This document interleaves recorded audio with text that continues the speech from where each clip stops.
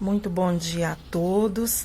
Hoje, terça-feira, vamos começar com a nossa aula de História sobre a administração portuguesa no Brasil. No início do século XVI, além de explorar terras que hoje formam o Brasil, os portugueses decidiram povoá-las, quer dizer, eles decidiram ficar, né? Em sua opinião, por que isso aconteceu? Vamos pensar sobre isso. Por que que a coroa portuguesa, lá de Portugal, lá na Europa, decidiu, né, enviar pessoas para irem povoando essa terra e para ficar, né, para que eles pudessem ficar?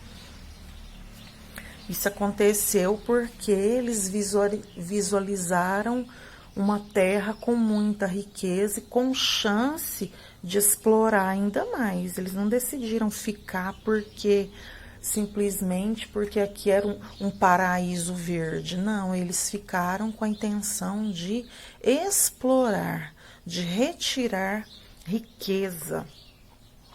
Nos primeiros 30 anos de exploração do território que hoje corresponde ao Brasil, o pau-brasil foi a principal mercadoria e fonte de riqueza de portugueses e de franceses. Os dois povos disputavam a posse do território, que aqui, né, nosso território, e faziam alianças com os indígenas para garantir a exploração dessa árvore. Então, eles com os indígenas, eles faziam a troca com bugigangas, coisas diferentes, né? Eles ludibriavam os indígenas.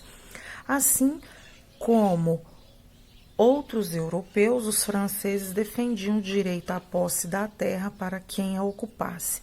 Eles percorreram e exploraram todo o litoral. Diante das ameaças de invasão do território, os portugueses, a partir de 1532, decidiram tomar posse efetiva das terras, dando início a uma política de povoamento que resultou na fundação das primeiras vilas e cidades.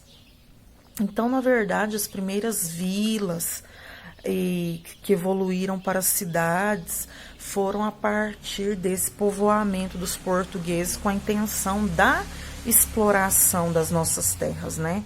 O primeiro governador-geral do Brasil, o português Tomé de Souza, igual eu falei para vocês, a coroa portuguesa, o rei de Portugal, enviavam pessoas da sua confiança para que estivessem aqui no Brasil e liderasse essas explorações.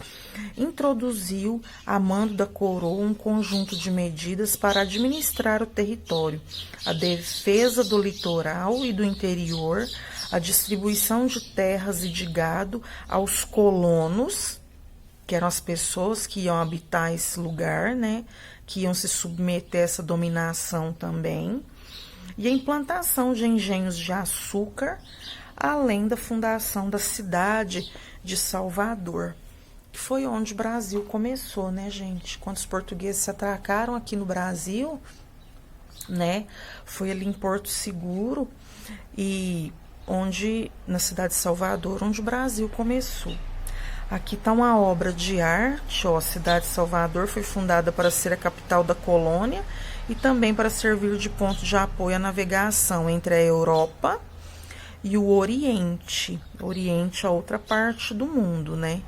Na foto de 2016, painel de azulejo português em Salvador, na Bahia, representando a chegada de Tomé de Souza ao Brasil em 1549. Então, é uma obra de arte, né, sobre o azulejo, representando a chegada desses portugueses, especificamente a liderança de Tomé de Souza aqui no Brasil.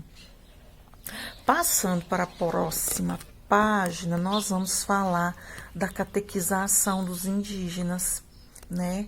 Os primeiros jesuítas missionários que tinham a função de difundir a fé católica entre os indígenas vieram de Portugal em 1549 com a comitiva de Tomé de Souza. A religião católica era parte importante dos valores portugueses. Até hoje no mundo, né, um dos países onde o catolicismo é mais disseminado é ali em Portugal, né? E o objetivo dos jesuítas era catequizar os indígenas.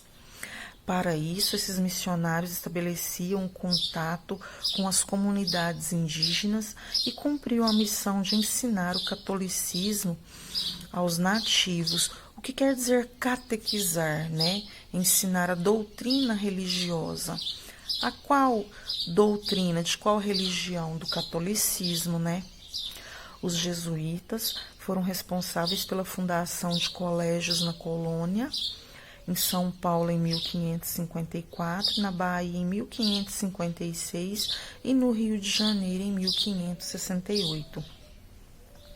Aí depois, para a atividade de hoje, nós vamos relacionar as palavras abaixo de acordo com cada frase. Indígenas, nós vamos relacionar aqui, ó, portugueses, franceses e jesuítas. Então, quem adotou medidas para tomar posse definitiva do território e povoá-lo, né? Quem que tinha o objetivo de ensinar a fé católica aos indígenas? Então, nós falamos agora, né? Defendia o direito à posse da terra para quem a ocupasse, o direito de posse, né? Depois, faziam parcerias com os europeus interessados na exploração do pau-brasil.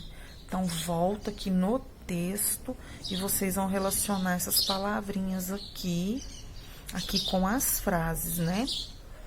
Agora, na questão 2, nós vamos observar a pintura e conversar com os colegas, mas nós estamos em casa, nós vamos repensar, observar mais, rever o vídeo do professor, tá? Vamos olhar essa obra aqui, que são os missionários ensinando os índios. É uma obra de arte que usou a técnica do óleo sobre tela. Ela tem 59 centímetros por 47. Foi o primeiro passo na tarefa dos jesuítas para educar jovens e crianças. Esses missionários aprendiam as línguas indígenas e usavam a música e o teatro para facilitar a conversão religiosa. De uma certa maneira, né, gente, foi uma influência da cultura no Brasil, né, trazer o teatro, usar a música, de uma certa forma. De outra forma, foi um não respeito também à cultura desse povo, né? Porque os indígenas, eles têm uma cultura própria, eles têm um ritual religioso próprio também, tá? Quais são os personagens representados na pintura? Então, tem esse personagem principal, esses homens aqui, que são os jesuítas, crianças, nós temos adultos também, vocês vão observar. Qual era a intenção dos missionários portugueses ao ensinar as crianças indígenas a cantar, né? Então, que intenção poderia ser? Ficar mais calmas, aprender a cultura portuguesa, facilitar esse entrosamento religioso imposto por eles. Então, vocês vão repensar e também voltar no próprio texto. Essa é a aula hoje de História, está na página 28 e 29 do nosso livro e temos essa pequena atividade para hoje. Fiquem com Deus, até mais.